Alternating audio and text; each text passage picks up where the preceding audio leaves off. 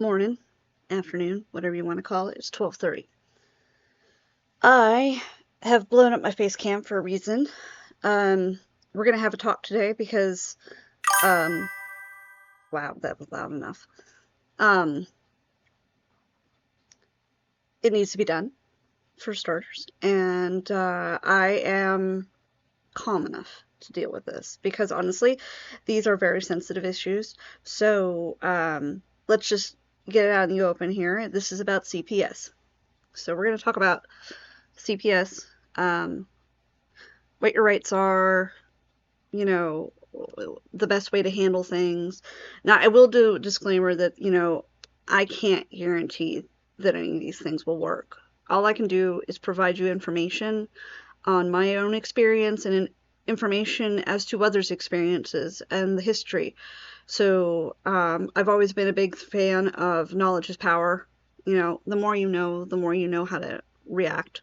If you don't know, it's the unknown that scares us the most.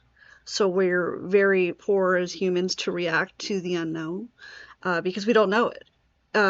So we go into defense mode, and what that looks like can be misinterpreted sometimes. And in these certain situations, the best thing I can tell you is to remain calm.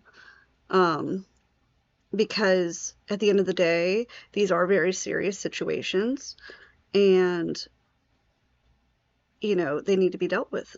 It's just what it is. And there's no way of getting around it. I'll just be real frank here. You're not going to get away from them. They have ways to get to you. So you need to be your own advocate, um, and know what to do. Whether you are the one being the phone call reported on, or if you're the one making the phone call. So we'll start with the basics. What is CPS? Child Protective Services. All right, so they are a government agency.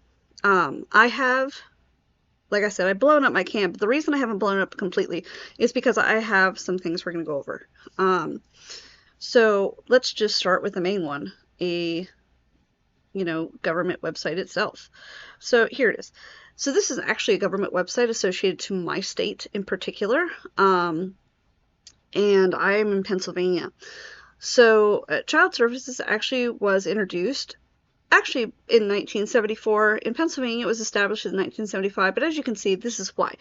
The reason was to establish a database, and it was to also protect children, but the whole point was for other businesses not to hire somebody who has harmed a child. They wanted a database that said that if this person has harmed a child, they can't work here, because there was nothing like that. You could do criminal backgrounds all you wanted, but sometimes they just really didn't have any information. So we needed a database in order to protect like teachers, and daycare workers. I mean, you wanted your child to go to school and feel safe. You didn't want them to go there with somebody who had harmed a child before. Absolutely not. So they were originally established with the idea, just like Social Security was established to take care of not yourself when you're old, but actually to take care of children when their parents have passed away, because orphans need income, and where are they going to get that from? And then the child's Social Security would, they wouldn't have any. So, but their parents had passed away. So their parents' Social Security went nowhere. Basically, the government collected it and kept it. So if they passed away before the child turned 18, the child was given the Social Security that the parents would have been given, and that is to help take care of them. So CPS was not, of course, the side project was to keep children safe, but honestly, their whole goal was about not even keeping children safe, but keeping employees, you know, not being hired in those positions. They wanted something to say, hey, look, this person shouldn't work at a kid's job. And I mean, again, blah, blah, blah. Why wouldn't you want that? So they had, good intentions. Unfortunately, as we know today, they're not the thing we once wish they were. Their whole job is to investigate and protect children. I mean, that's why it's called Child Protective Services, right? So let's go over what they're called. Different states have different things. You hear the word CPS, but if you hear the word DIFUS or CYS, you might not even know what that is. But I gotta tell you, that's because different states call them different things. So I have a wiki here. Wiki is, as we all know, updated by people. However, this information I know to be true, so I'm just going to tell you that.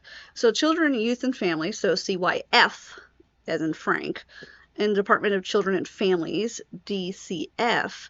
CYS, as I told you, Pennsylvania. I know this because I'm here. I'm in Pennsylvania. And they are the only ones that refer to that. DCPP is New Jersey. Now, once upon a time, they were actually called DIFUS or DCSF, Department Children's Service Families, blah, blah, blah. So a lot of people call them DIFUS over in New Jersey once upon a time, but now they're DCPP. And of course, ACS, which is New York City. You probably hear that a lot of Law and Order. You'll be like, call ACS, call ACS. That's what they mean. They're calling CPS. It's called ACS in New York City. Okay? So it's not the whole state. It's just the city limits. Just the city of New York itself. All right. So this is basically, what they are, what they're supposed to do. Now, I can tell you that through my own experience, that this is pretty generalized. They intervened by providing services through safety plans, in-home monitoring, blah, blah, blah. I have to tell you something, though. They don't have the power that you think they do. They get their power from your fear, because everybody knows that when CPS is called, they have the power in your mind anyway to take your children. At the end of the day, they're not even the ones that do it. It's actually another agency. In my area, there is an additional agency. They are the ones that are called if a child needs to be removed. They do the removing because they have to do the placement. Now, CPS does a little bit here and there, but it's complicated. So I don't want to get ahead of myself. I want to stick on point here, because if I start to go into blah territory, we're going to get lost. So we've gone over now basically what they are. So let's start to talk about what the process is for them, what the real process is for them. Now, in my state, there are what we call on-call workers, and then there are ongoing workers. So let's talk about the department itself and how it handles things. They're a mess. Let's just flat out say it. They're a mess. Everybody knows it in that department. The retainer of the revolving door, as one newspaper said, is insane. They can't keep caseworkers there for very long. They only require a associate's degree, sometimes a bachelor, depending on which level they are. And they don't even have to have it in child anything. They really don't. They literally are so starved for workers, they'll take anybody. So you might have the idea of going in there thinking you're going to go in there and protect a child. And I got to tell you, I've talked to caseworkers who have left. I even spoke with a nurse whose son is a caseworker, or previous caseworker, who left because he said, I can't stand it there. I can't. It's backwards. The idea that they're supposed to be, protecting children has kind of gone out the window. Now it's about paperwork. It's all about percentages, case close rate. Why? Because they report to the Attorney General at the end of the day. Each state has one, and some states have different quadrants that have multiple Attorney Generals. So in my area, there is one Attorney General that handles a portion of the state, because Pennsylvania is very large. I have talked to him directly, and I gotta tell you, that man is like beat. He's one man, and he's got to manage all these departments. And if one of them goes wrong, he's got to pick up the slack for that one. And what happens if 2 go wrong? What happens if 3 go wrong? And he's just not even just for that. I mean, he's not the only person. for CPS. He has to do a whole bunch of other things. So he himself is overwhelmed. I mean, let's be honest, that's kind of the way it is. So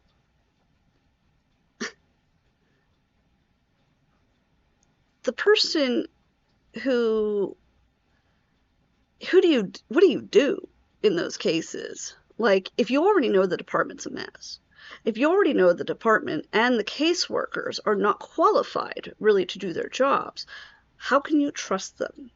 You can't. It's unfortunate because they have a good idea of what they're supposed to be. But at the end of the day, their priority is their numbers.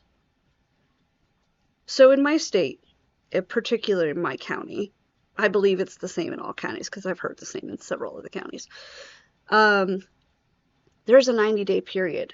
When there's an allegation that is made, a caseworker is required. There's a child line number that's associated to the case. So let's just start there. That child line number that is placed there goes, because we have a national hotline, will go to the agency associated to the county, and then they will send an ongoing caseworker. I know a caseworker who literally was sitting down with poker with somebody, and I didn't, personally, I'll just say I don't like this caseworker, because I think she did a very bad job, and she cost people a lot of problems. Anyway, so a friend of mine who did not disclose to her that he was a friend of mine was at a house, and they were just drinking, partying, not like heavy partying, just socializing, more or less. So this woman had her phone ring, and she answered, and she said, "Oh, I gotta go to an on-call." And they said, "Do you really?" And she said, "If I haven't slept with them, then yes, I have to go." And she laughed about it. She thought it was funny.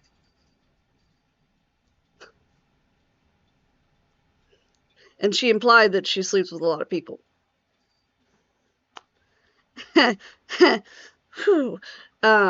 So they're called out. Depending on the situation, they may not come until the next day. Now, if it's an emergency situation, like somebody's at the hospital or something, they're going. They have to. It doesn't matter if it's 3 a.m. They're going. And sorry, sometimes my emotions get to me on these things.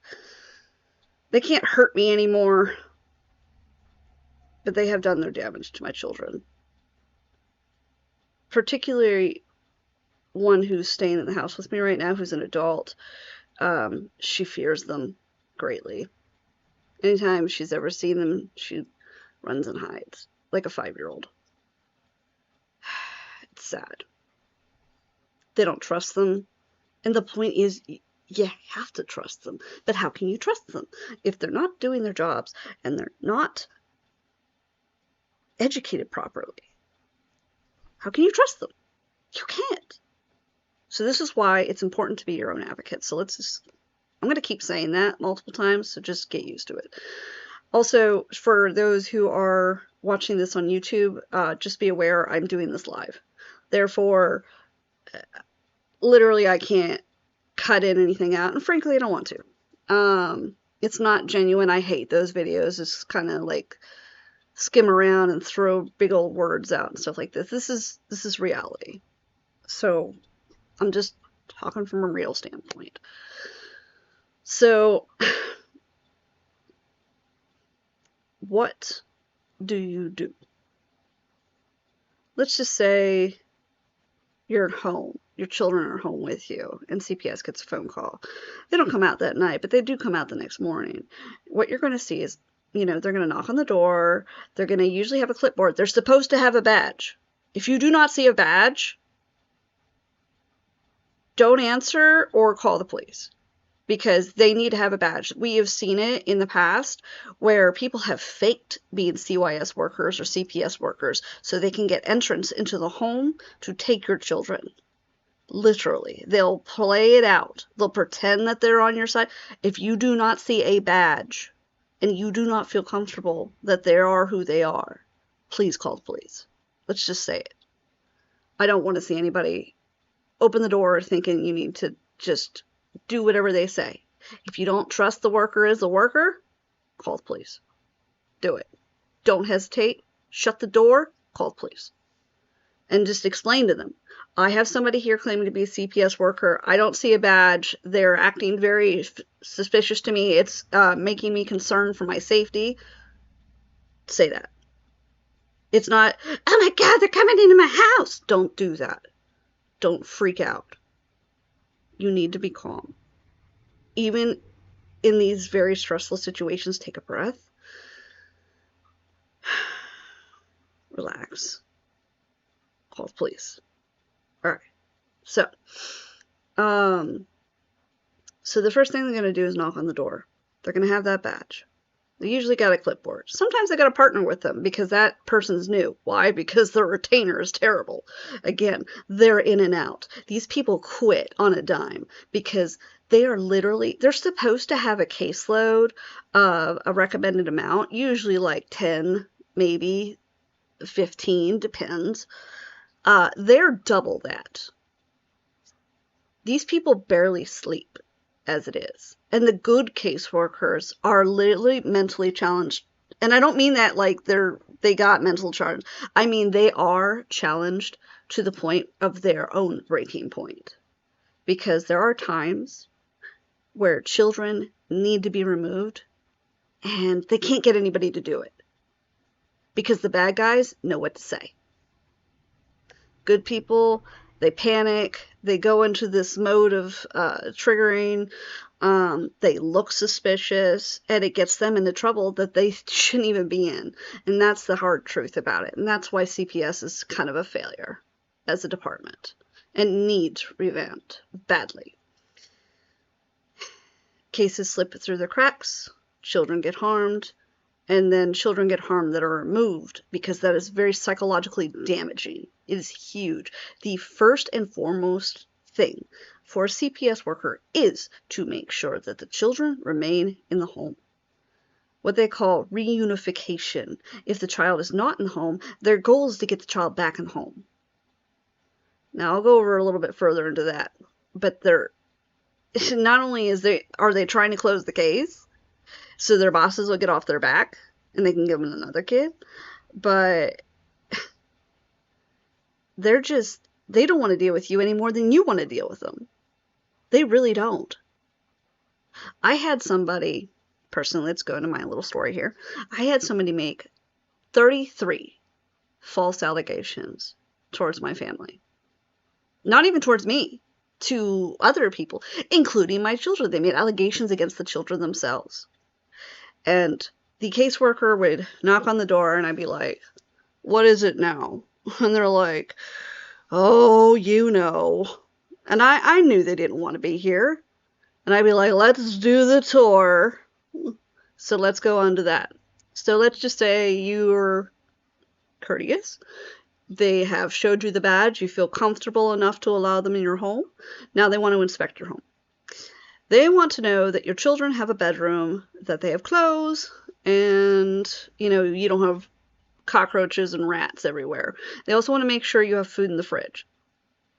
Now, if you don't and you just need to go do the shopping, just tell them that. Be like, yo, I was literally about to go out the door to go shopping, but you showed up, so now I'm here doing this. But I plan on it as soon as you leave, because honestly, that's what I was going to do in the first place.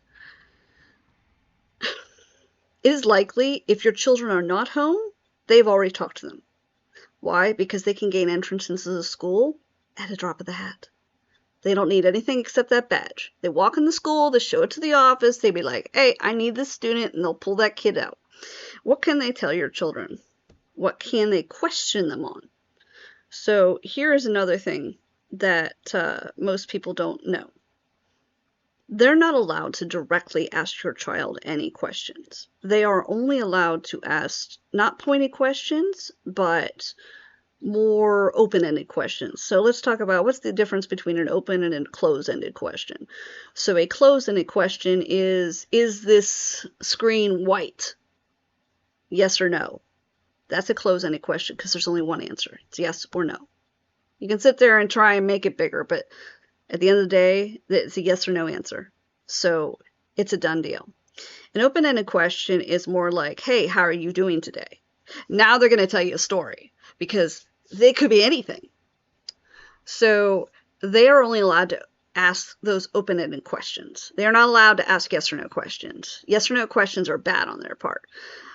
The only, I believe, close-ended question they can really ask is, do you feel safe? And that's a yes or no question. But they'll say to them, hey, I'm this person, and, you know, how are you doing today? You know, I was just wondering, you know, I've seen them ask, like, how are you doing in school? You know, what's life like at home? They generally are supposed to gather evidence that way. That's how a forensic child talker person is supposed to, oh my god, what's the word?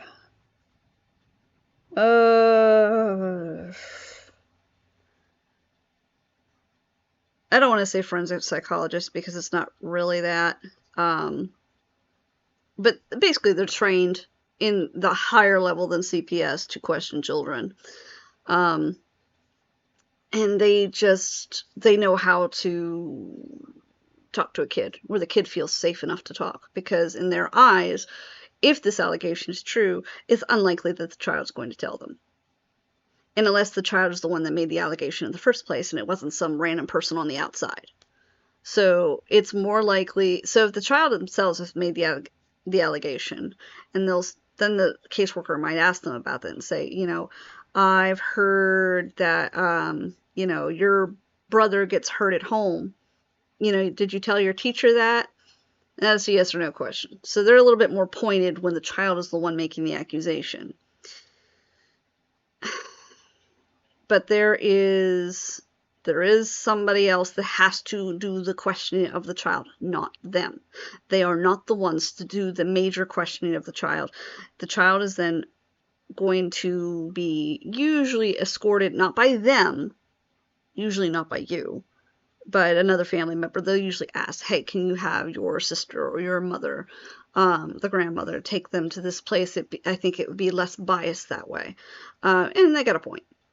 It is less biased.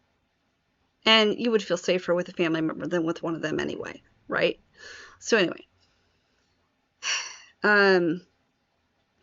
So they only go that far if they feel something's off or something serious has happened.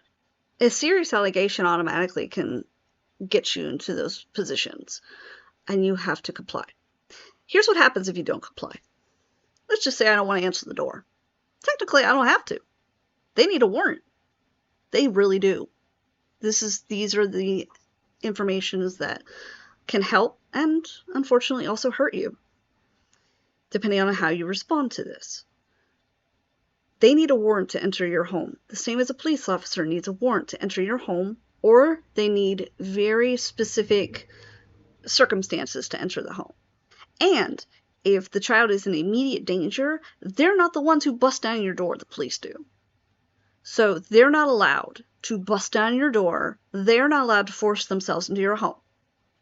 You can very specifically ask that they go get a warrant and come back when they have a warrant. Now, that can lead badly, because then it looks like you're uncooperative. If you're uncooperative, they already see you as a challenge. And depending on the caseworker, they just might be one of those people that want to win. More like, you think you can tell me what to do? Here, let me show you what I can do. So again, these caseworkers are not very trained themselves. They do not go through the training that a police officer does to keep themselves calm in a very serious situation. They don't have that. They don't act on it either. They really do think sometimes that they have some kind of ability because they have that badge. It's a very bad thing sometimes. And why these departments need to rethink how they handle things. So if you choose not to cooperate, which is your absolute right to do, you will unfortunately also make yourself look very suspicious. It'll look like you have something to hide. The same as, when a criminal or somebody who's accused of a crime will ask for an attorney right off the bat. It's automatically assumed that they're guilty, because why would you need an attorney if you didn't do anything wrong? It's a very common phrase that's given. I used to believe it myself until I was on the other end of that. And then I realized that sometimes that attorney is needed. So this is where I'm not going to tell you what to do. I'm just going to tell you what's possible. So you can choose to say no. You can choose to shut the door and tell them to go back and get a warrant. They absolutely must do that. They need something signed by a judge in order to get into your home. And again, they're not the ones who bust on your door. It's the police. So usually if there's an officer involved with the caseworker, assume it's serious. So I'll just tell you to do that one. Assume it's serious, because usually there's not a cop there unless the caseworker themselves feel unsafe or it's a very serious situation. And you need to be prepared on how to remain calm. Especially if your child really is in danger and it's not even you. So we can even backtrack a little bit there. Maybe the accusation's not towards you. Maybe it's towards another family member. Maybe the child has disclosed at school that something's going on between another family member or a teacher or their friend. These allegations all go to CPS. So when they get to the door, see the badge, see the clipboard. Usually what I would do, in my case though, after the 33rd time, I was kind of like, whatever, let's do the tour first, then you can tell me why you're here. But usually they'll say, we have an allegation, and then they'll tell you what's written on the paper. They are not allowed to go back in the history. They're allowed to see how many times things have been called. In fact, Childline will flag it. If you're called on more than once, it is flagged as a more important case for CPS to look at, even if every single call before that was a lie.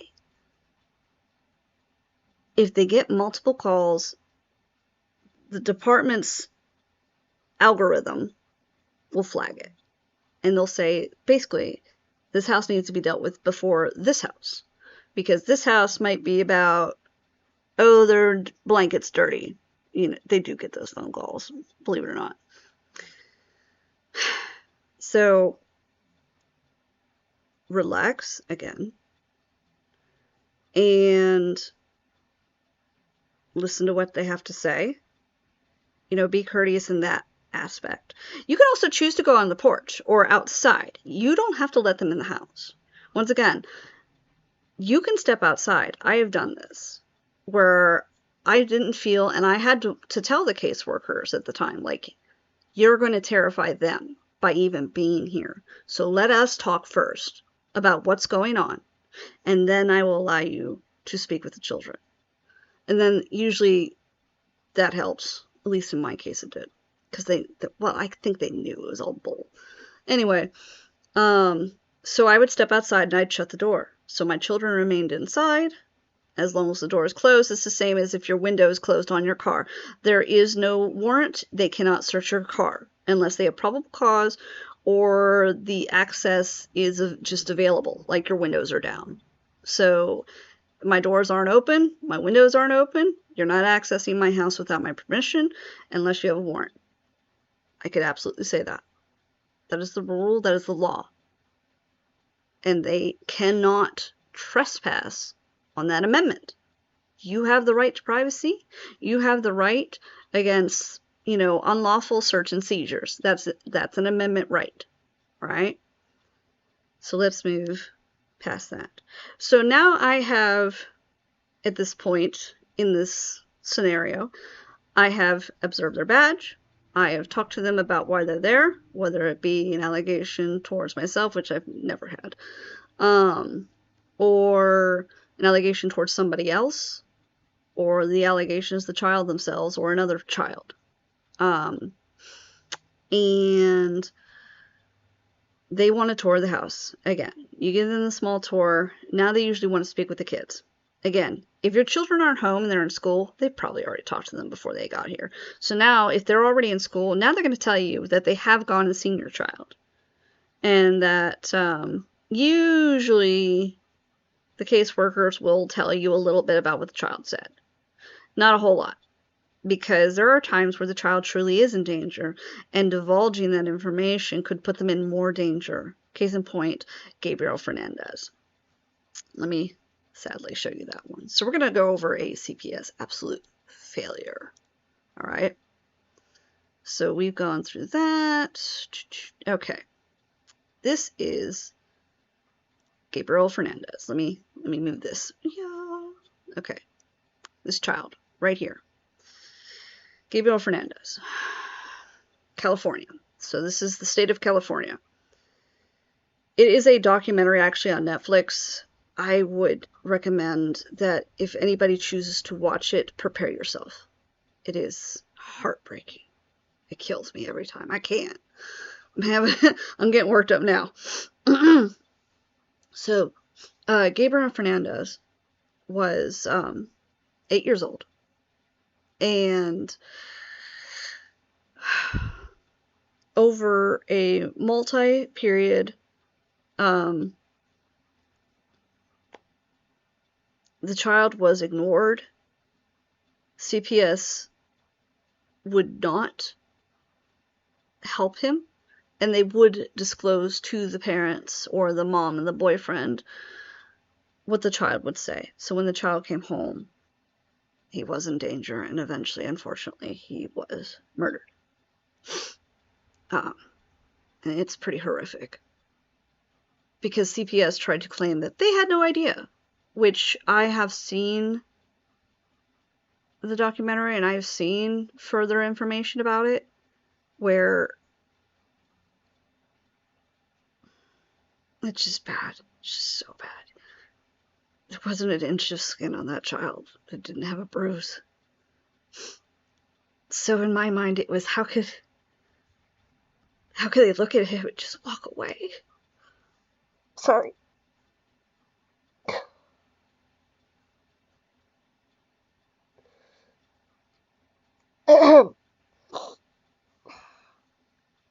Sorry.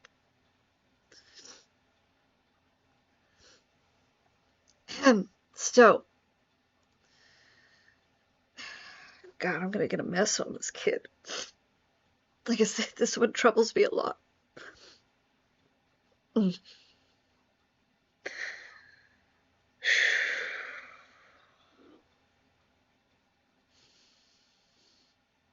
It wasn't just failure on CPS, it was failure on the police. Police officers would actually go and tell the child that if he made one more allegation that he could get into trouble. So the child actually went to his teacher one time and he told his teacher, I'm not going to tell you anything anymore because every time I do, I get hurt. Because as far as I'm concerned, and many others, the CPS and the police facilitated this murder because they let it happen. They saw it.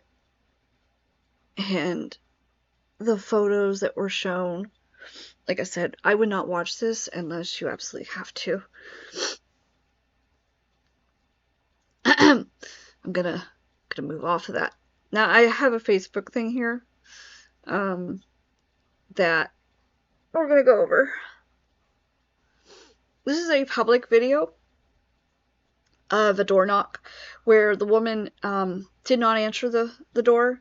Now her claim is that she didn't know they were there. She didn't hear the doorbell. Now whether she did or not, I don't know. What I do know is that the things that some of these caseworkers are saying, there's two of them here. I know you don't see the second one right now, but you will in a minute. But in this case here, the CPS worker is already making judgment before they've even met the person. And that's pretty crappy. So, that kid really gets me. Oh, man.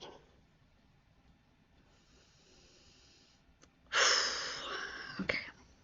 So, this child, children, whatever, household, she doesn't answer the door, which is her absolute 100% right to do. She doesn't have to answer the door. There is no injunction. There is no warrant. They have no probable cause to go push their way into the home. And in fact, eventually you'll see that they say they're going to head towards the backyard. Now, state to state, now I'm not sure what state she's in, but you're entitled to an expectation of privacy. Sometimes that includes your backyard. In Pennsylvania, we have wiretapping laws here. In Ohio, only one person has to give consent for a videotaping. So as long as you are consenting to the video, there's no privacy protection. There's no wiretapping violation here. In Pennsylvania, all parties need to give consent. So if you're in the home and you're recording, everybody has to give consent. And there are certain areas in the home, including like the backyard, that can be considered your point of privacy. That also means that they can't invade it. Just because they can walk into it doesn't mean that they're welcome there. It's still your property. They have no right to be there. There is no warrant. I don't know the circumstances behind the situation. I only know that the door knock itself and the way these caseworkers behaved was totally inappropriate.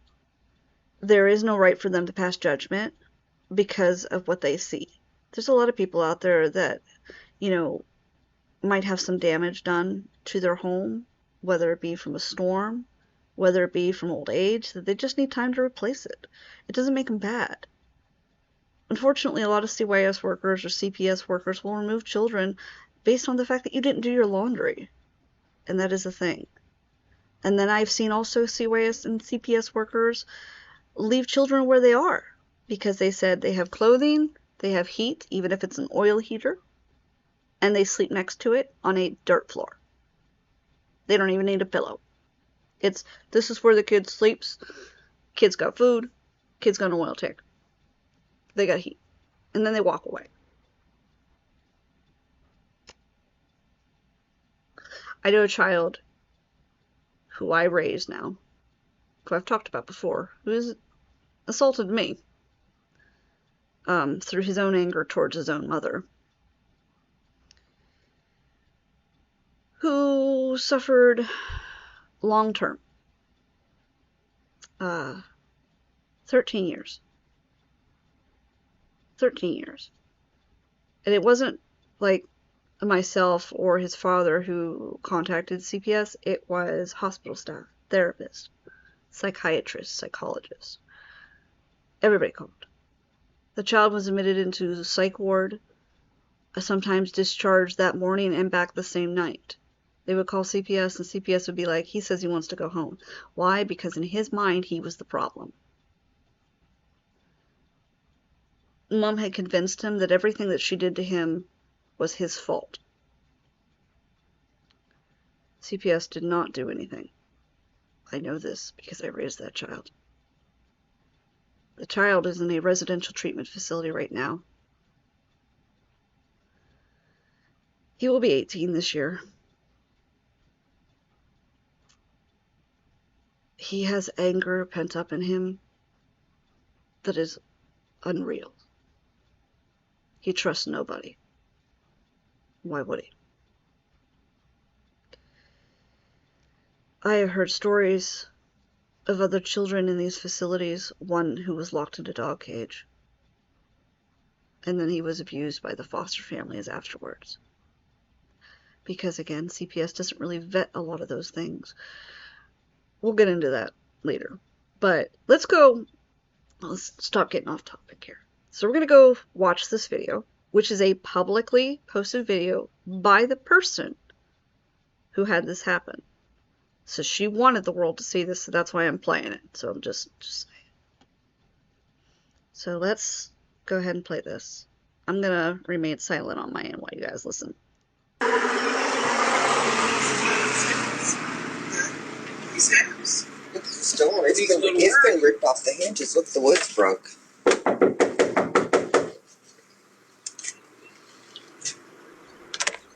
Hang on. I just realized this thing paused on me. Why?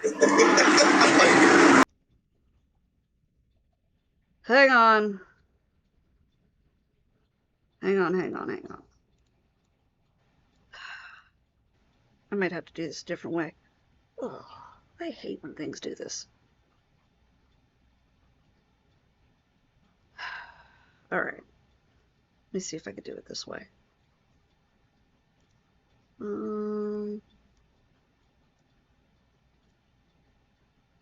I gotta tell you, it's pretty loud, so, adjust your volume accordingly.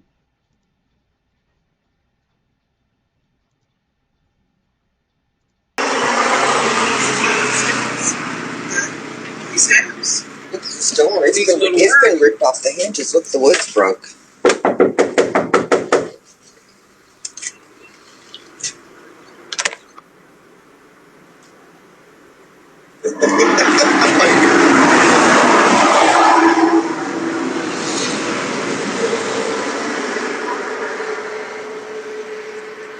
Nice rockers. Those little fans up there look like I feel all bent and broke. All bent and broke. Yeah.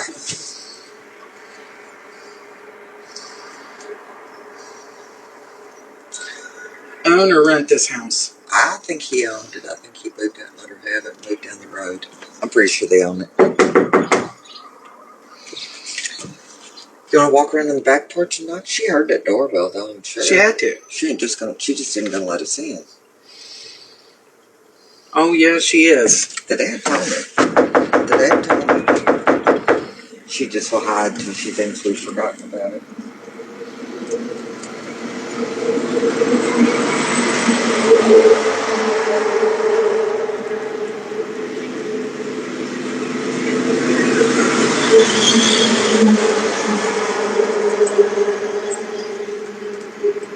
It was warm yesterday afternoon, so I walked around back and she had stay here for a while until she answers. You said, oh no, she's answering. If she don't answer, her kids won't be coming home. Let's just stop and see Dwayne on the way back. And we can just stop by there. We gotta go right by there almost anyway.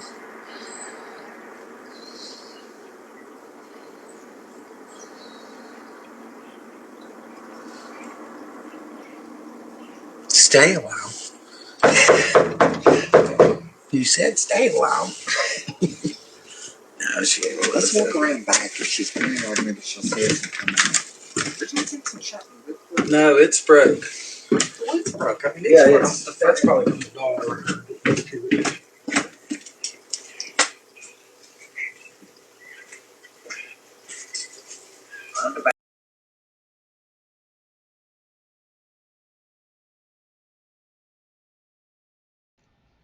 Alright, now, hang on a minute, because I have a person here. Let you digest all that for a minute.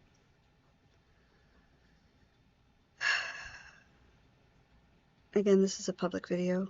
As you can see, it's on TikTok, but she shared it on Facebook, of all things, because she wanted people to know what was going on. And the main caseworker obviously is the one knocking. And I'm not familiar with what state this is in, but shortly after this, they came and took her children away. And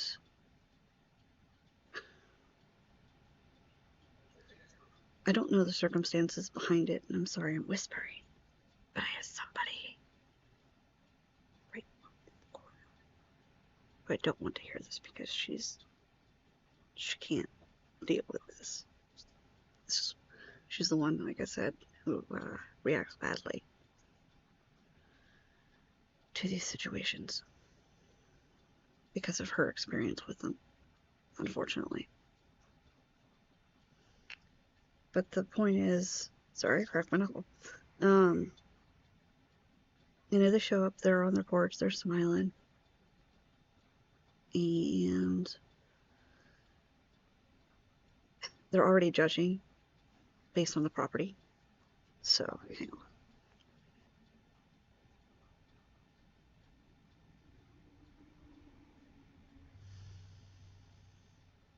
Love her to death, but she's nosy. And she gets upset.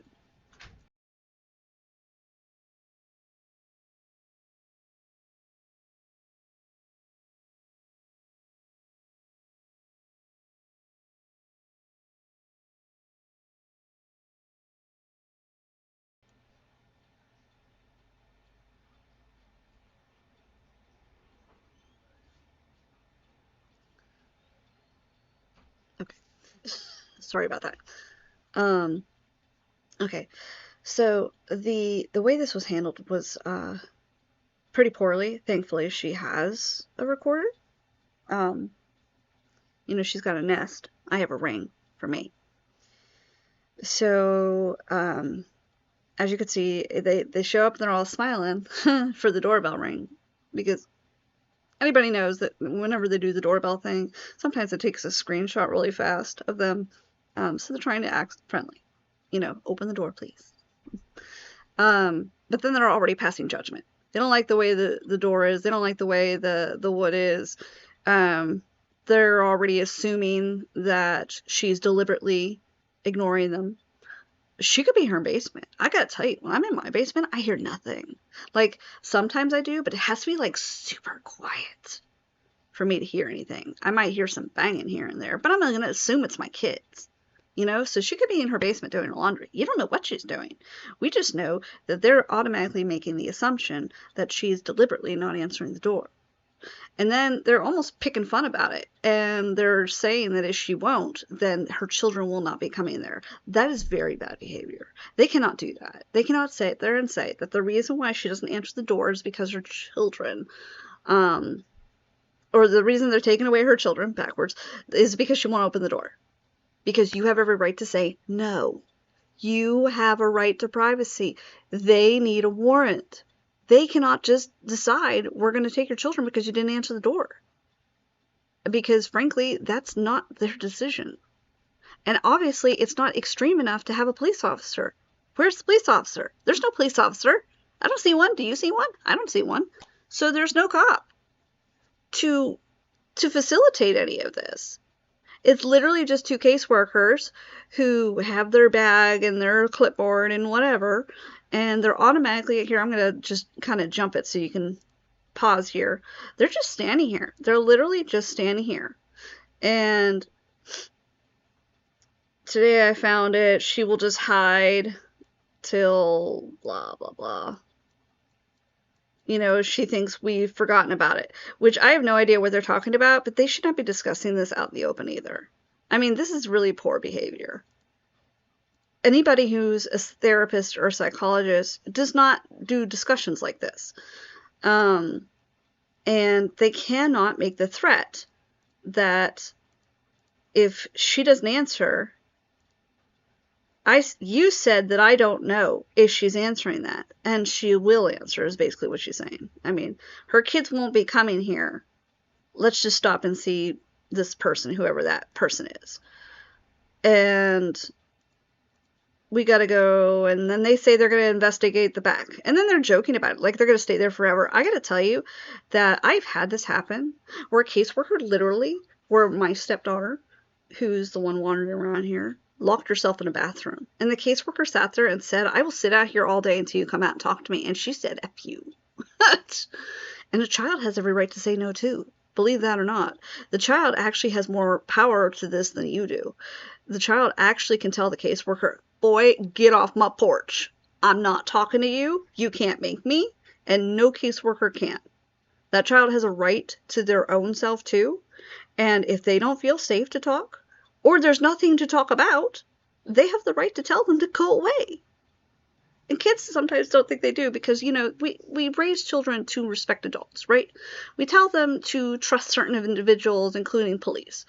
Unfortunately, when this happens, they're automatically very trusting because the school has allowed this person to talk to me. They must be trustworthy. It's not that the school's allowed it. The school has no choice. They literally have no choice. So the child is automatically feeling like they're almost being interrogated too. So they're scared. They don't want to talk to this person. 9 times out of 10. Now, sometimes, unfortunately, it does happen where the child doesn't want to talk.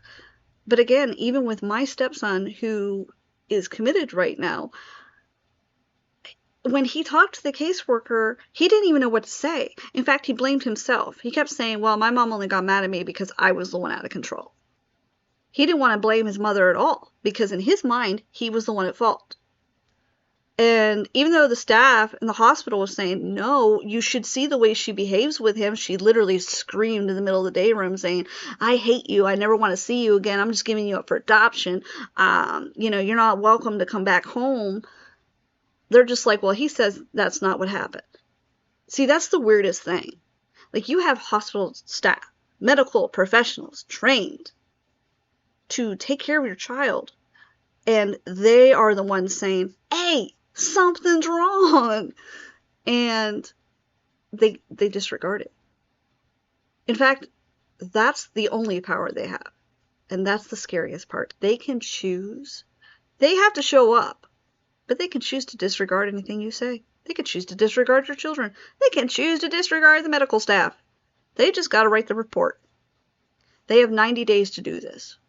These on-call workers, these two who showed up here, unless they are, ongoing workers, they are on-call workers. And on-call workers who come for an accusation have 90 days to decide whether you are going to be open for services or not. And 9 times out of 10, they don't open you for services.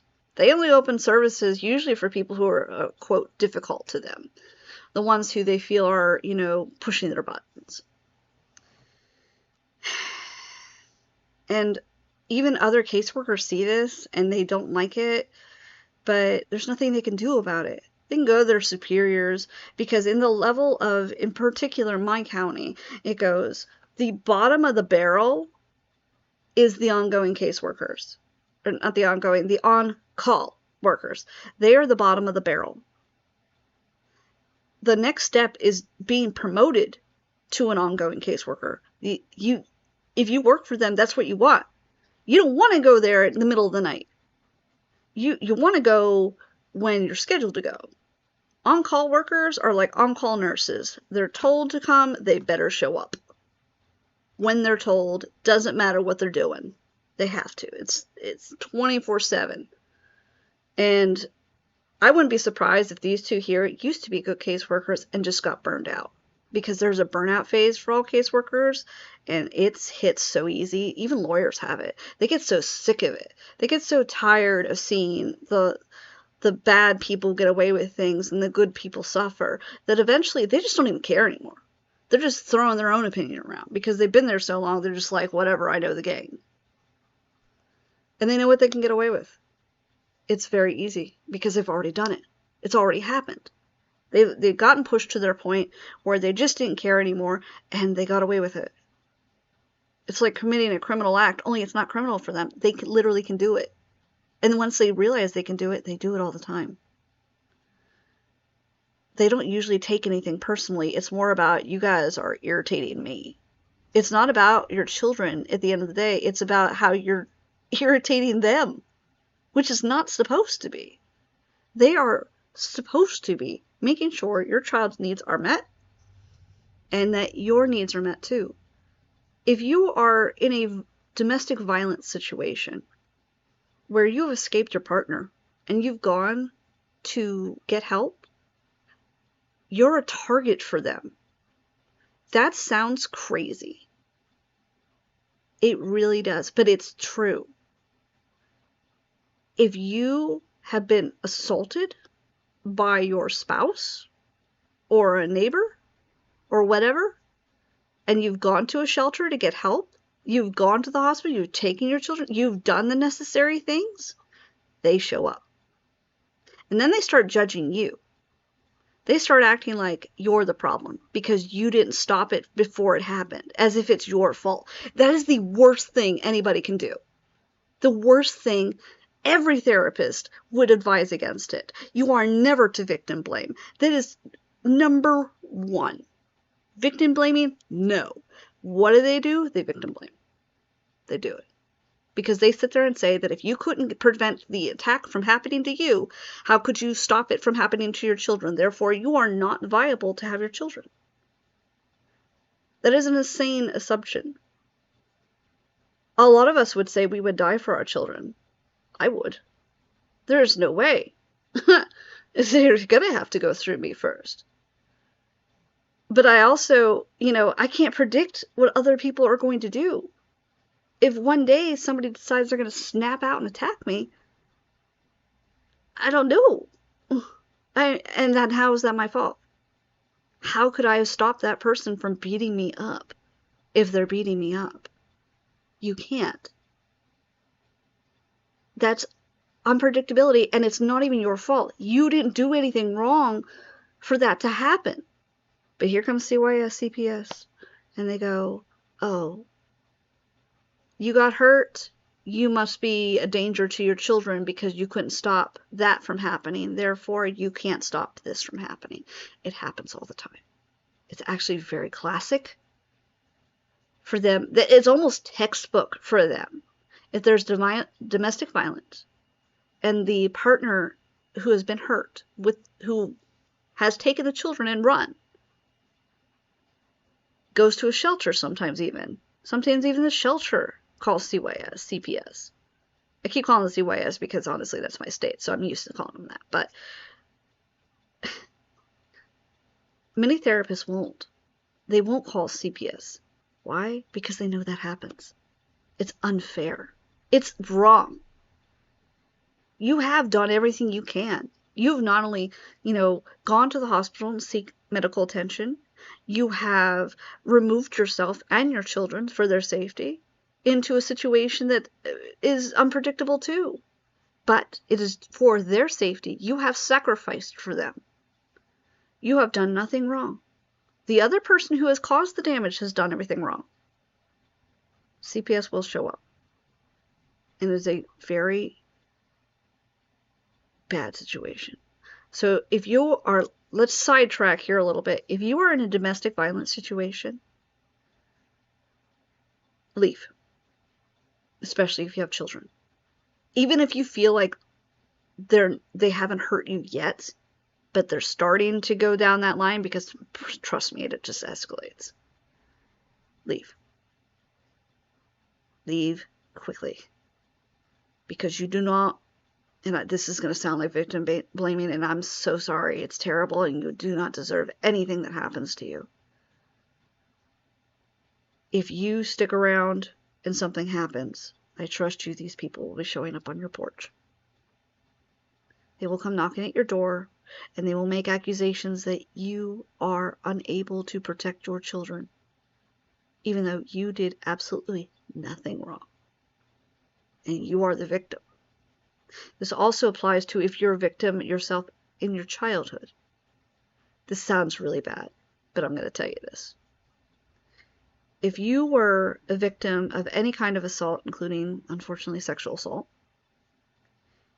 the probability of you to become a perpetrator is high,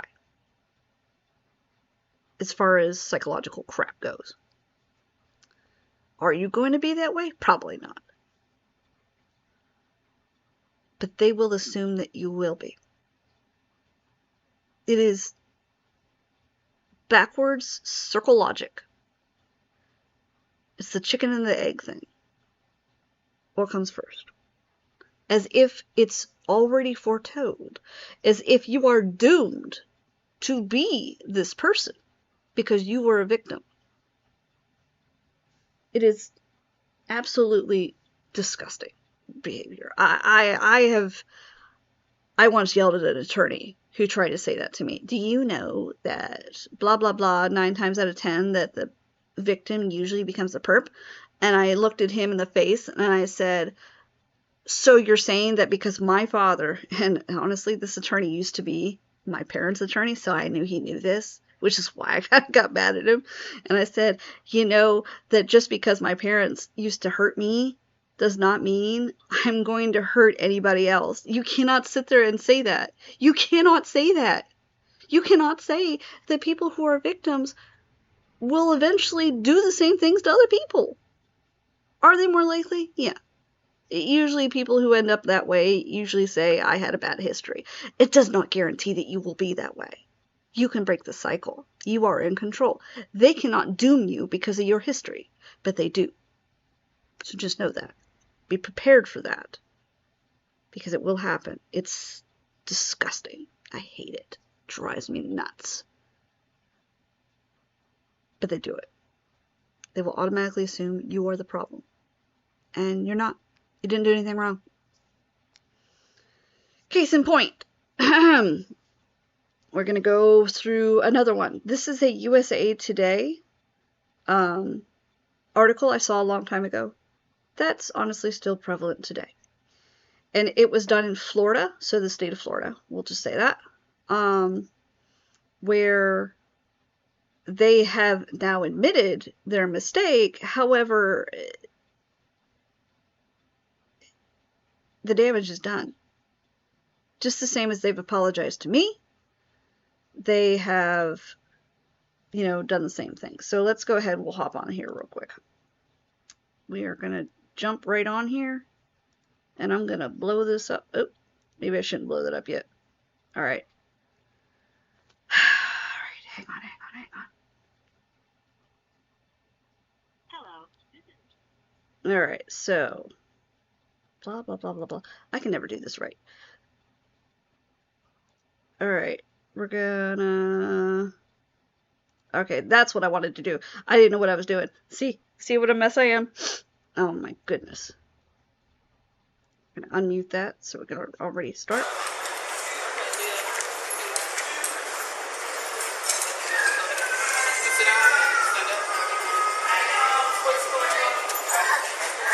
What's going on? I'm getting ready to tell you. At this time, we have to the children to stay safe. So they're going to have to come with us. I need to call my attorney. Okay, you can call them. I'm getting ready to go. No, you cannot take me. You cannot take me. You don't have a warrant. Do you have a warrant? That's perfect. You don't. What is the probable cause? What is your probable cause? It's based off the history. We have open investigation. What history? That I was a victim? I know 31's not, but what about 81? So at this time, we do have... You cannot take him. You guys were collecting his social security for a whole year. I left Dustin. I have my own place now. I have my own place now. Remember last time? I have my own place now. This is my first time dealing with you, ma'am. No, it isn't. You were there in March. Where in March? At San Marco. And I left. I immediately left after you talked with me. I moved out that day. We're having that conversation right now? No. But at What this is the time, probable cause? They are safe at my home. Our legal department has I have an injunction in place. I have an injunction in place. Not at this time. I have a no contact order. Right now, I have a no contact order. But you just told us that you don't think he's going to follow it anyway. I think he's gonna. Oh my goodness. I don't think he's gonna come near me. He doesn't have a car. His car was towed That has and nothing to taken. do with it. We have How is people he who gonna have get to car. me? He can borrow the car. You do not He can have do whatever probable he wants cause, to do. and you don't have a Okay? warrant. So at And this I time, want to talk the with my children attorney are before gonna you. come with me. I want to talk with my attorney before you take them. 35, can you I They're gonna go need to be able. Am I allowed legal counsel before they take them? I'm only here as a standby. They are in charge of this So right operation. now, they need to come with me. And that's what we're going to do. You understand? This is not right. This is hurting them, not me. This is hurting them. So if This they is have hurting car them. seats, I've done everything. I filed an You understand? injunction and everything. I've done everything I needed to do. I did not ask for this. Okay, you need to let them go. Go ahead and let them go. I want my attorney. Well, you can call your attorney when we leave, but you need to go ahead and let his Then arm you go. don't have a warrant. Okay, if I have to have him step in, that's going to be a whole nother something else going on. So I can't remember your first name right now. It's escaping me. What was your first name again? What's your first name again? Go ahead and let him go.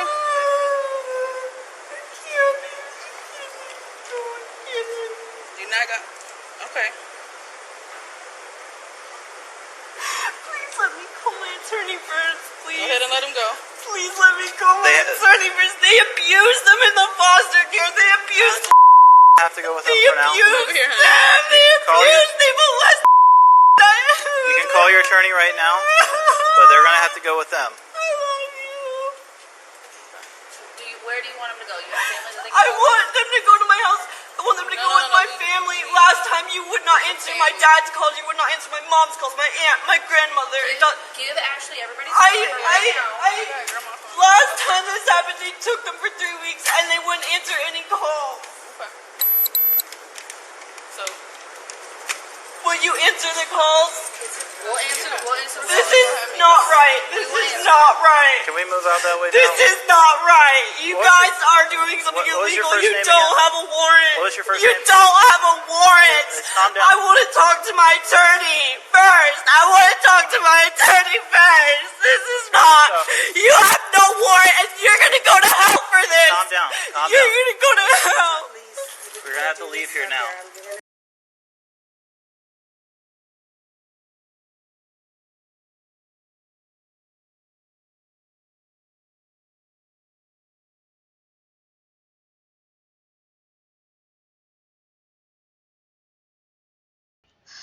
Sorry,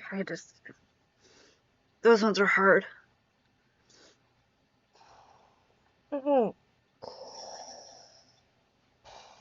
Okay.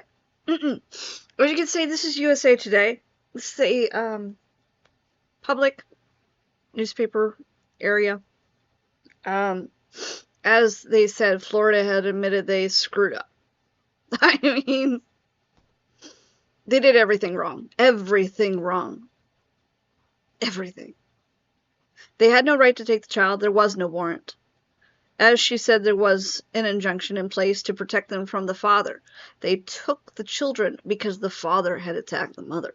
It had nothing to do with that. And the fact that they also failed to vet their foster care system. It's infuriating, really.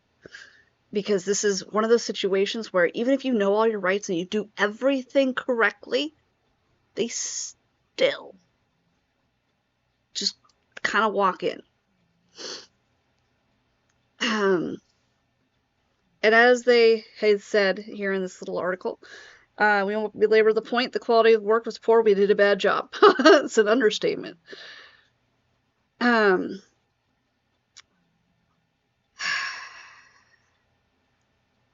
So there you go. It's admitted right there as to their own process. Each one of those cases may have a dozen decision points along the way. Overall review indicated that those cases, roughly half the time those decisions, we made the wrong one. How sick is that? It's an oops, sorry, our bad.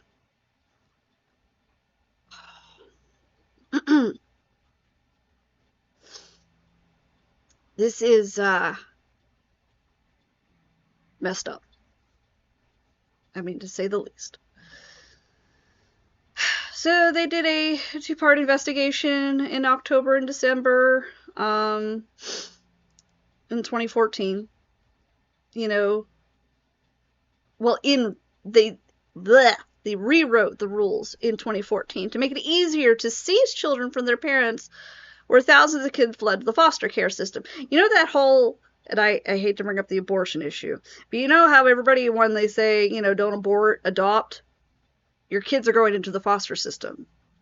It's so overwhelmed with these kind of cases, they can't focus on the infants. The whole system is broken right here. This is where the system gets clunky. And unfortunately, these children end up in homes that are not vetted, as they said, unsafe homes where they're physically and unfortunately sexually abused. And, I mean, there it is. The series also highlights how DCF blames the mothers who are battered by the intimate partner, and they take away the children. Some mothers believe their children are abused in foster care. Well, in this case, I mean, they said they were. So they're reviewing the agency's actions in these mothers' cases, because that should not be grounds to remove your child. This mother did everything correctly. And it says July of 2019, so not even 6 years ago. Not even 6 years ago. Almost. This happened. There's the body cam footage. What those children experienced is heartbreaking. And it could have been prevented if they would have paid attention. So here's all the coulda, shoulda, wouldas. I hate that. I do. I personally hate that. I mean, here we go. We have 92 kids with these allegations with foster parents in just 2019 to 2020. and only 6 were verified, and 70% of the allegations were made by credible sources. So these are like hospital staff, doctors, therapists, not just random people on the street. They are made by people who know what they're talking about. As you can see, teachers, physicians, law enforcement, cops. I cannot stress this enough. I have... Sorry, I'm getting into a personal conversation now. Okay. In my personal time, with my stepson, who is committed right now,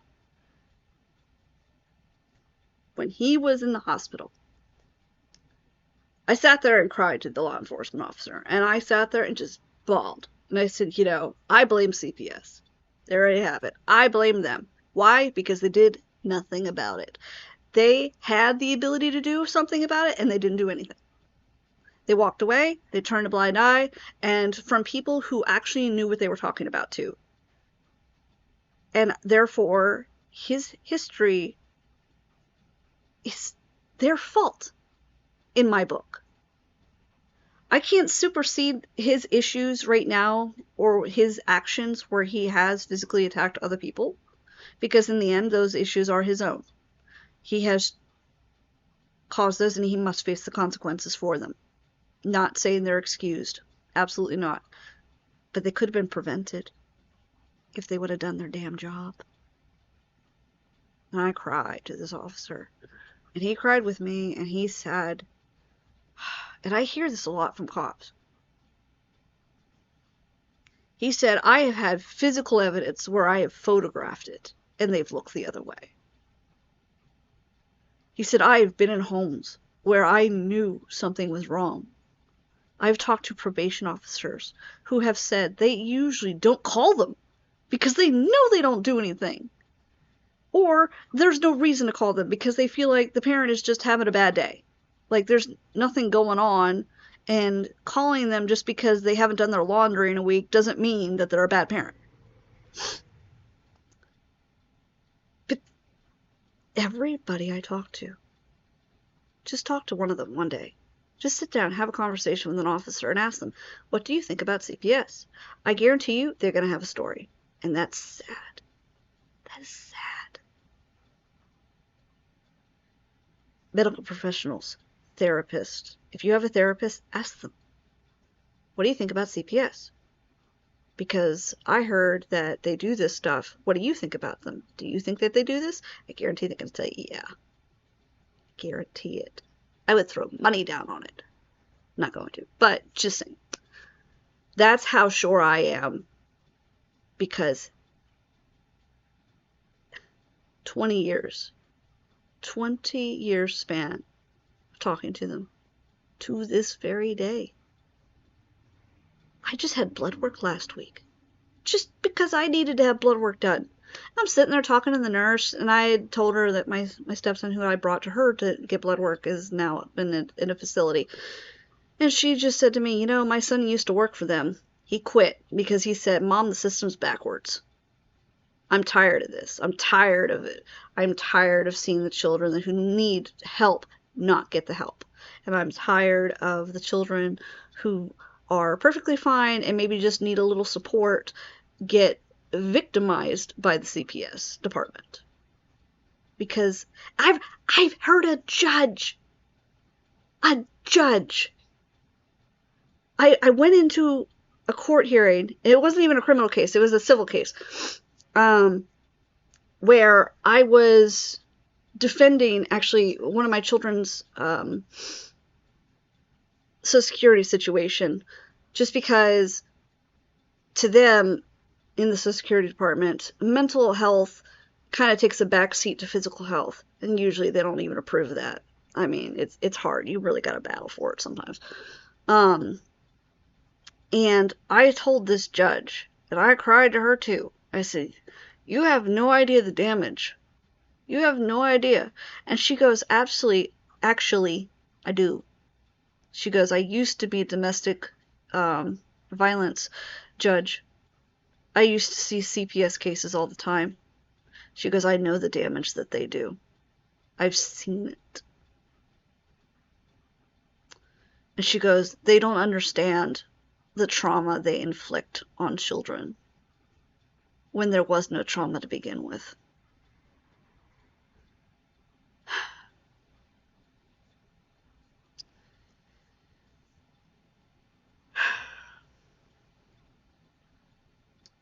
These are,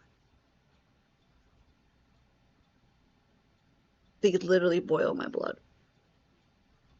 Because I know it to be true, because I've seen it happen. I've witnessed it happen. I have gone through it. So, what can you do if you're unfortunately one of these parents whose CPS just walks all over you?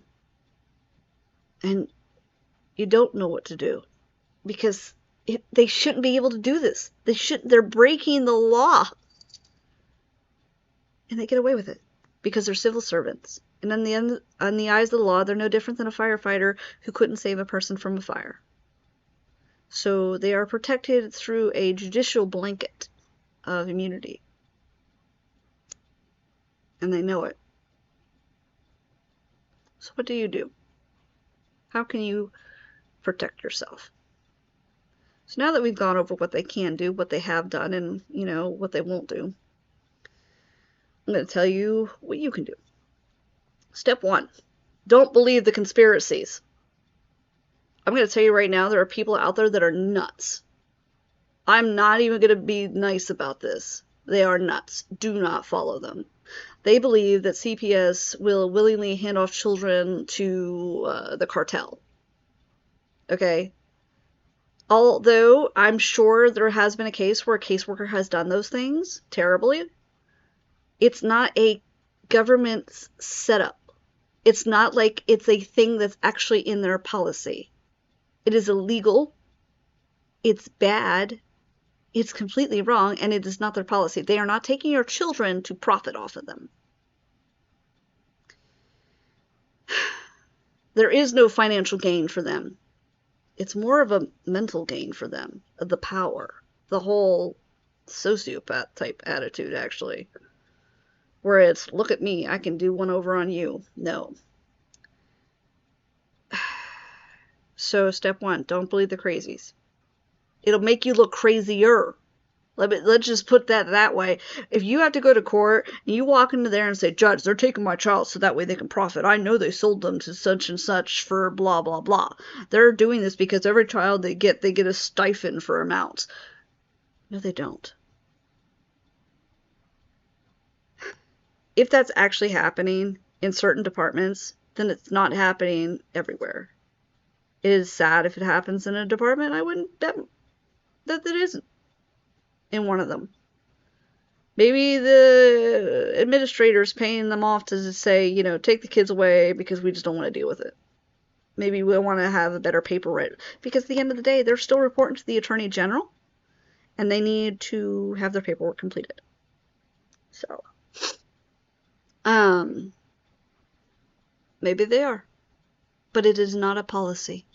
Do not walk into a judge's chambers or in front of a courtroom and start spouting off nonsense that sounds out of the blue.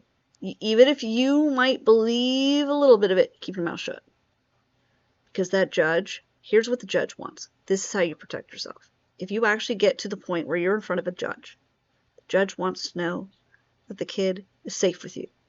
You know what you're doing. That is why knowledge is power. That judge doesn't want you to lose your child.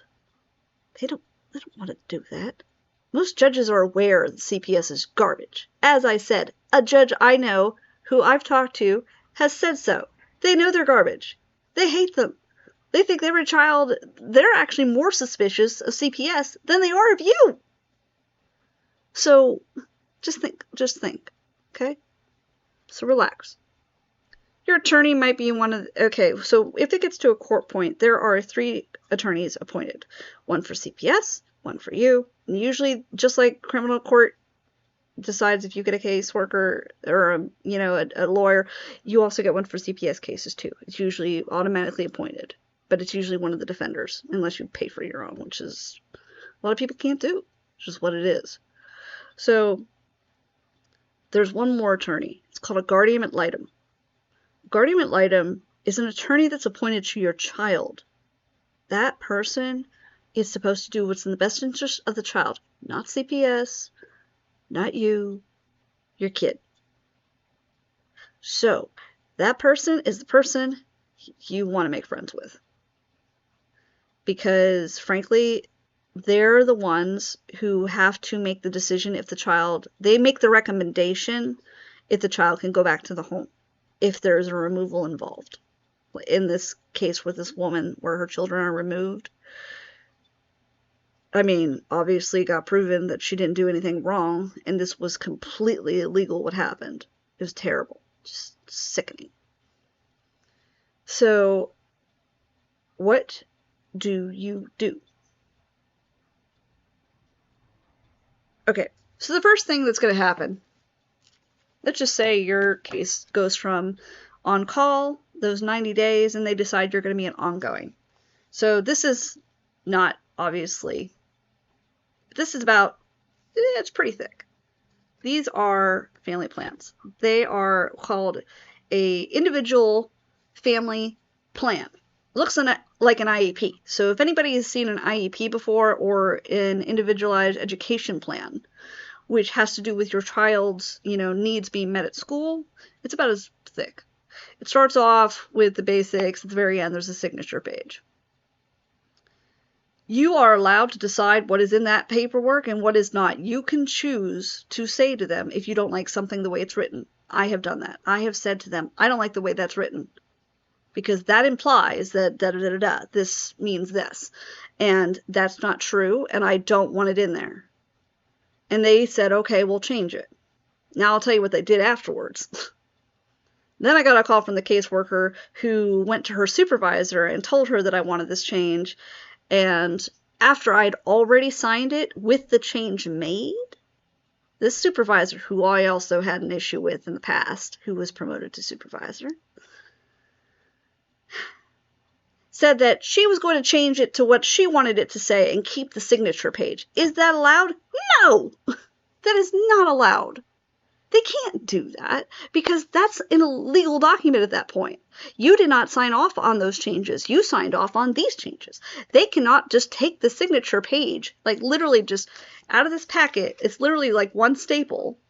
They can just take this page off and say, you know what, I'm going to keep this page and put it on the back of this packet and decide that that change is going to happen. No. Not allowed. So what did I do? I kept the original packet with the wording we agreed on. And I documented. I can't tell you. It sounds silly. It sounds like you shouldn't have to do this, and I know you shouldn't. Believe me, I know you shouldn't. And I'm sorry. Document. Have a notebook where you date everything. Every bit of information you can collect, do it. At this day, at this time, this caseworker showed up. They give like a small thing as to what happened. Like, as if you were leaving a message on an answering machine. At this day, at this time, we had a meeting for this. These people were present. I agreed to this term. At this day and this time, this caseworker called and discussed with me that the supervisor was going to take my signature page and decide to write out whatever she wanted in the family plan. And and I stated to her that that was not going to happen.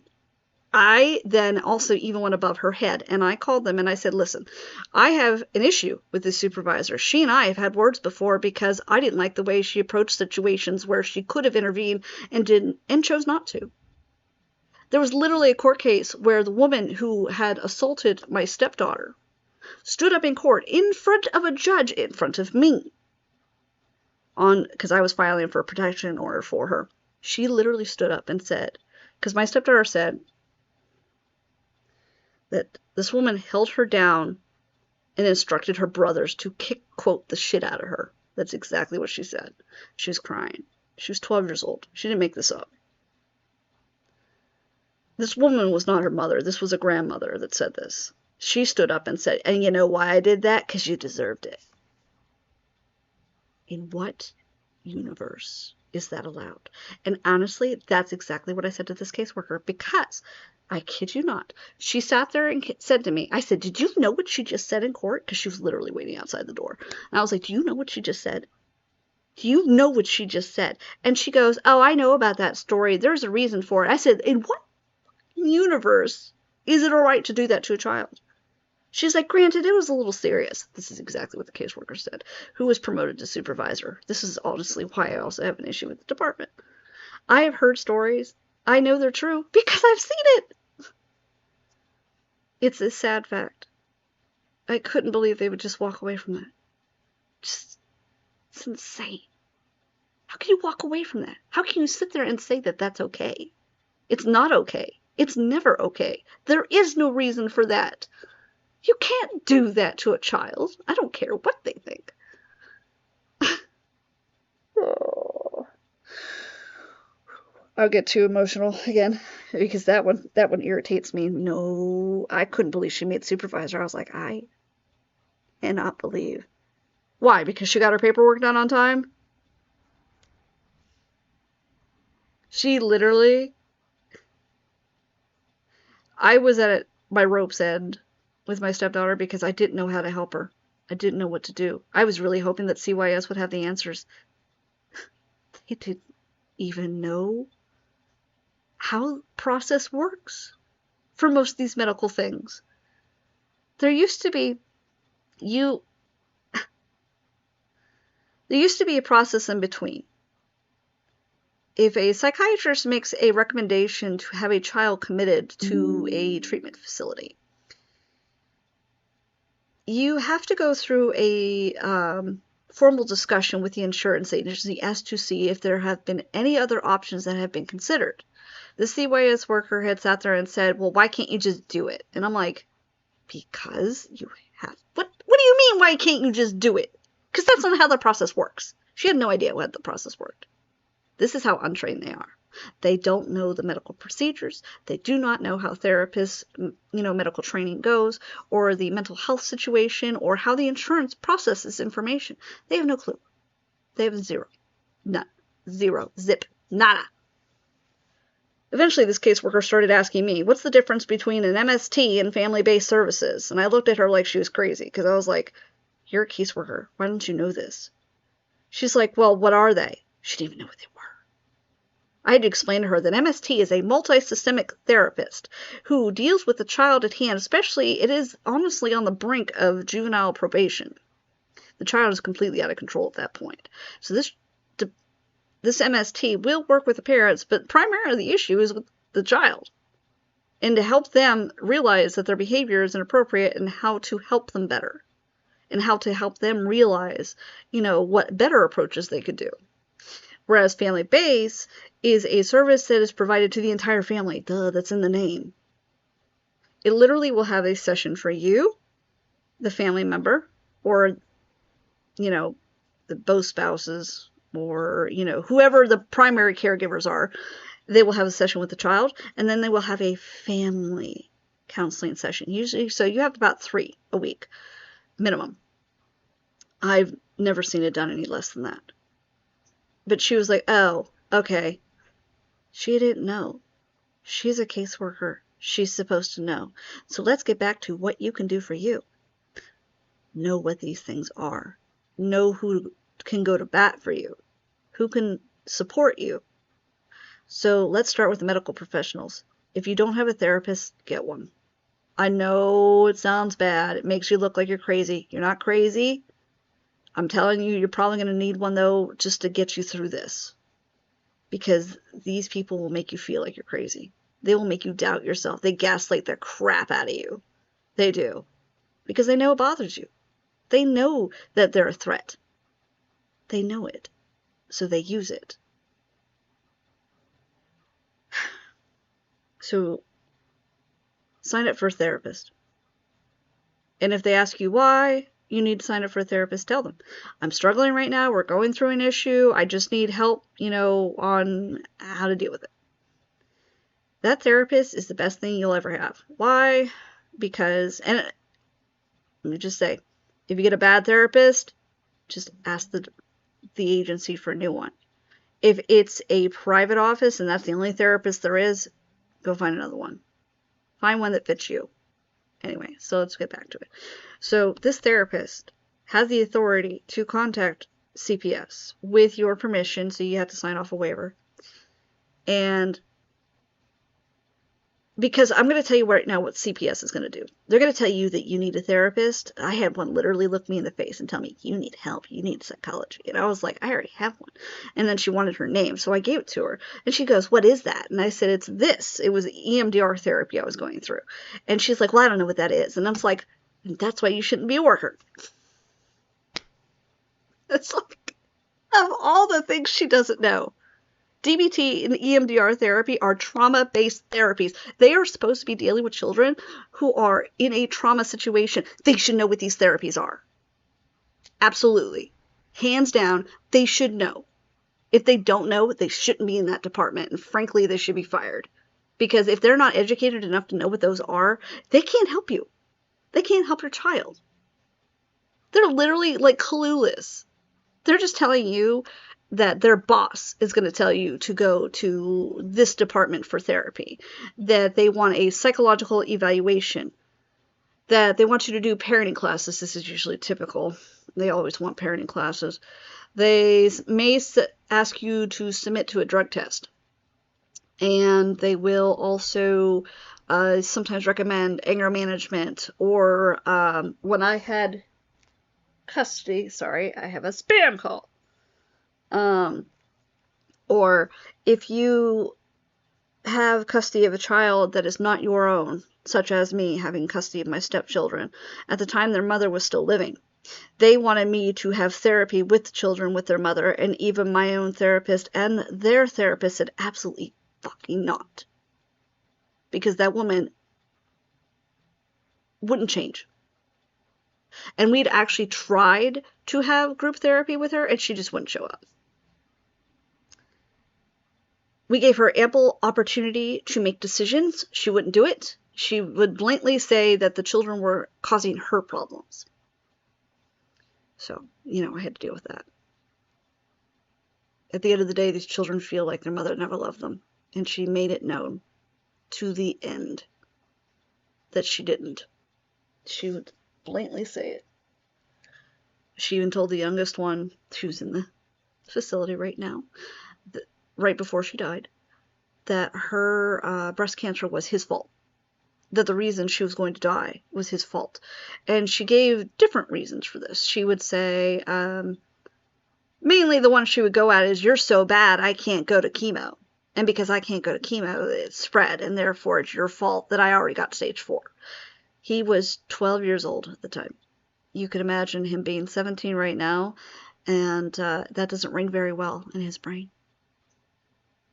And then she told the older two that she didn't want them in life, and she didn't want them to come to her funeral afterwards because they weren't welcome. In fact, she told her own mother that they weren't permitted at the memorial service. Pretty messed up. I can't tell you how many people were like, that whole good. Good she's gone. It's terrible. Terrible thing to say. Shouldn't wish that on anybody. God, it was awful. My stepdaughter says to me, she's not sad that she's gone. She's sad that the opportunity to make a relationship with her in the future is gone. Because she really hoped that, as she got older, maybe her mom would stop seeing her as an adversary and treat her as a friend. Unfortunately, that didn't happen. So anyway, back to this. So all those recommendations by those CPS workers, do you have to follow them? 50-50. I'm going to tell you why. You don't have to go to the ones they tell you to go to. They could sit there and say, well, I want you to go to this one. You can say, well, my therapist recommends these ones, so I'm going to go to these ones. Because at the end of the day, it's the judge who makes the decision. And frankly, that looks better on you anyway. Because it's not them saying, oh, well, I told them to go here, but they wouldn't. It's, I told them to go there, but they went somewhere else. And then you could say, well, my therapist recommended this one because of A, B, and C. Judge wants to hear that because that means you're self-sufficient. That means you know what you're doing, you know what you're talking about, and you're self-sufficient to take care of your children. And then he's going to see no reason to keep them away from you because you didn't do anything.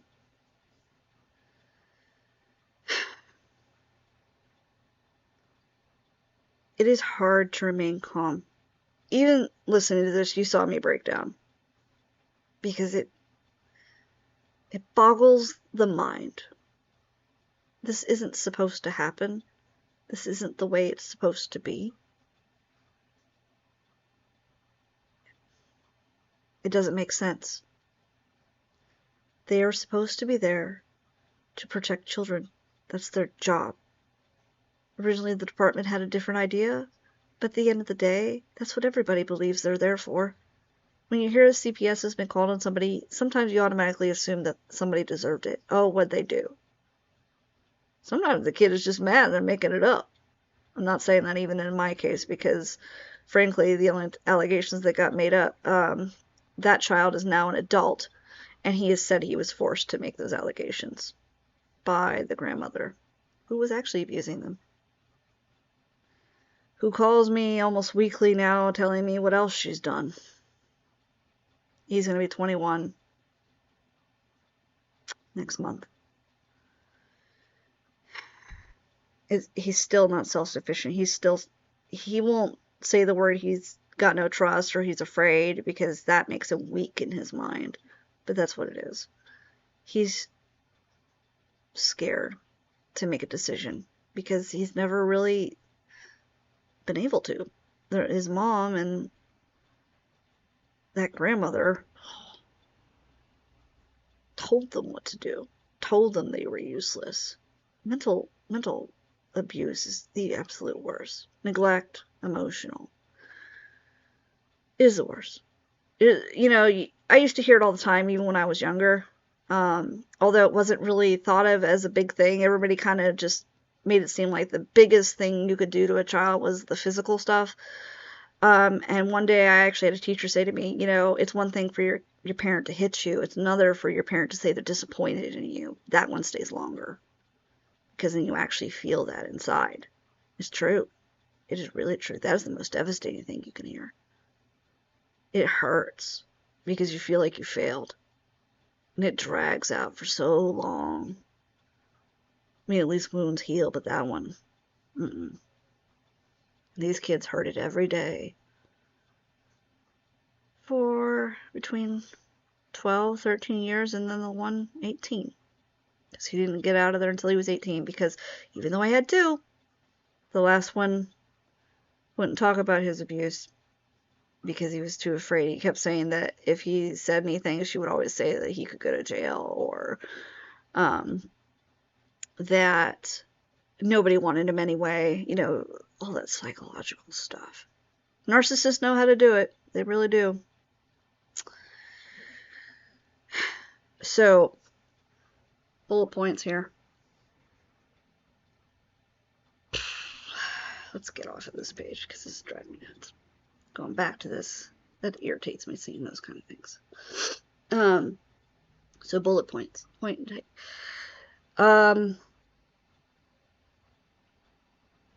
Stay calm. Cooperate to a point, but know your rights. If you don't feel safe, contact an officer. If you feel your rights are being violated, talk to your attorney.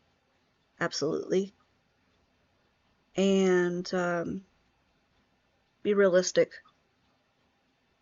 And then, like I said, having a therapist can be the best thing. That person can point you in the right directions. They can make the recommendations for you of the places to go and do the appointments. I know they might hurt. I know they're not fair. It's not right. Document. Document, document, document. I cannot stress that enough. Research. Don't be afraid to research. But just stay in reality. Don't go off into la la land because that doesn't look good for you. And right now I'm more concerned for you being okay enough for your own children, because CPS won't admit it. At least some won't. Usually the ones that quit do. But they cause trauma. They are traumatizing. You're supposed to have them trust children. You know, you're supposed to have your kids trust them. You're supposed to have your children trust the police. We teach them to trust the police. They are their, protectors outside of us. If they're in school, their teachers, the staff, the police, these workers, they are supposed to be the go-tos for our children. They are supposed to be the ones watching them when we can't. And these workers are the bottom of the barrel. And until there's some kind of reform done, it's not going to change. These situations with that mom losing her children, like that, the child's going to have that burned in their memory forever. Do you know what kind of trust that does to a kid? To know that you were with your parent and then some random stranger shows up and takes you away while your mother's crying and begging for you to stay?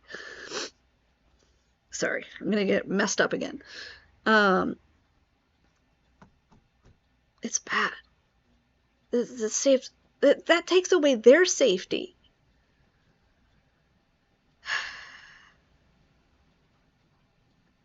If you guys have any other questions, leave them. I'm happy to answer what I can. This is based on, like I said, these situations I'm aware of and my own personal experience. And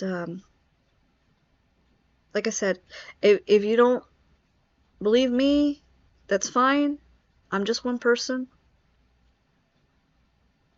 Please, though, ask people around you, such as medical professionals, the doctors, hospital, therapists, psychologists, psychiatrists, cops. They know. I promise you they know. And it hurts them too, to know that the child is going to be scarred from that kind of trauma, from a department who's designed to help them.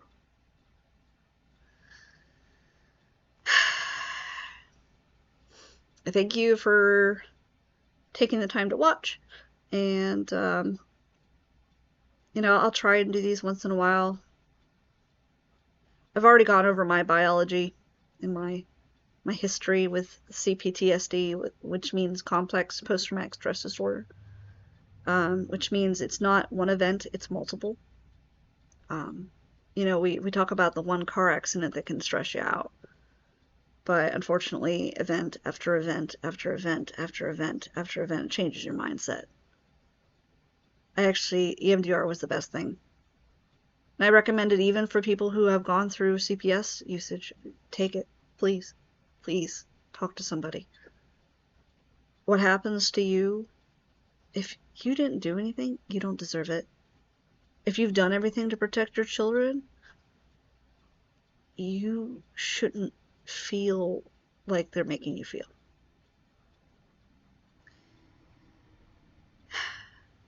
And for those who know where children are being hurt, and you see CPS do absolutely effing nothing,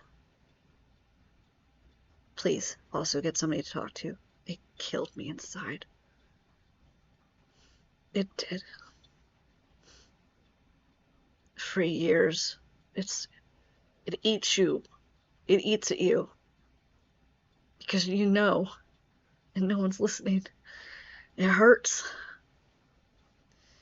Because you want to do something and there's nothing you could do. That helpless feeling, it's horrible. And then the after effects afterwards, where, my stepson broke my nose. He wasn't going for me, he was going for his sister. I stepped up between them. But he's violent because he doesn't trust anybody. So everything makes him angry. Everything scares him. I blame them. Because there was room to act and they didn't. They chose not to. So everything he does, even though he is responsible for his own actions, 100%, there's an extra little percentage there that I hold on them, personally. Because this didn't have to happen. And nothing's changed, I gotta tell you, nothing's changed. They even had these newspaper, what happened to Gabriel Fernandez, awful. Again, just don't watch that unless you're prepared. It is horrific. They do show the child. They show those pictures. They say the medical report. It's bad. And you just keep wondering, why? Why did it have to happen? Why couldn't they stop it? So, again, I thank you for sticking through. I might play a game here later just because I need to get my mind off of this. You know, it's hard to bring up because it just reminds me of coulda, shoulda, woulda, but didn't happen. Could have been so much different. Wouldn't have to make this video.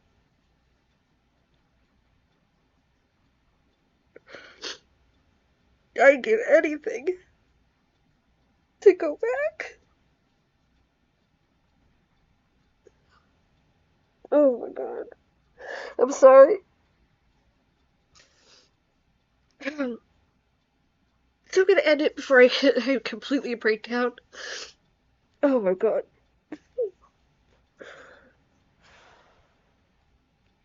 Thank you all for hanging out, and I'll see you.